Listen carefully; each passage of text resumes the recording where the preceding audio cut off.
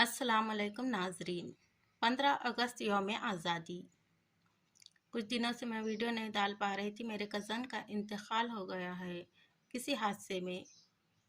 मैं चाहती हूँ कि आप सब लोग उनके लिए मग़फ़िरत की दुआ करें और कमेंट में आमीन लिखें। मोहतरम प्रिंसिपल साहबा, असातिज़ा या फिर उस्ताद इकराम, अस्सलामु अलैकुम।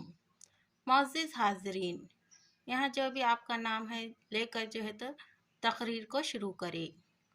यौम आज़ादी के हवाले से अपने ख़यालात का इजहार करने जा रही हूँ। हमारा मुल्क हिंदुस्तान 200 साल बाद बरतानवी राज से आज़ाद हुआ। अजीम जद्दोजहद की वजह से 15 अगस्त 1947 को आज़ाद हुआ हमारा मुल्क।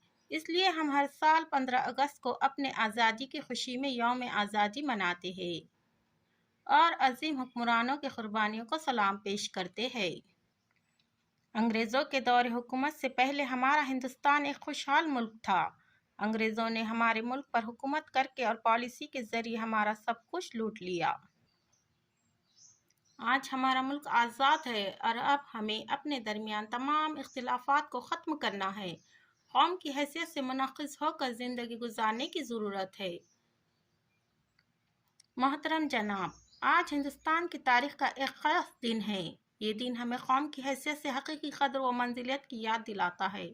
इस दिन हमें अपने वतनों की खिदमत का अहद करना है। हमारे रास्ते में बहुत से ऐसे मुश्किलात हैं और बहुत से ऐसे चैलेंजेस हैं। इसलिए हमें वतन के ख्वाबों को पूरा करने के लिए हमें अहद करना है। हम अपने वतन को ताकतवर और मकबूल हिंदुस्तान के ख्वाबों को पूरा करना है। आज हम ये अहद करते हैं कि अपनी कौम के ख़िलाफ़ होने वाली हर साजिश को नाकाम बनाएंगे। एक ऐसी आला हस्ती बन जाए और ज़ात पात के फ़र्क को भूल जाए। मेरी बात को गौर से सुनने के लिए आपका बहुत बहुत शुक्रिया। जय हिंद, जय भारत। वीडियो अच्छी लगे तो लाइक और शेयर करें और सब्सक्राइब करें ताकि आने वाली वीडियो आप तक पहुँचे। अल्लाह हाफिज़।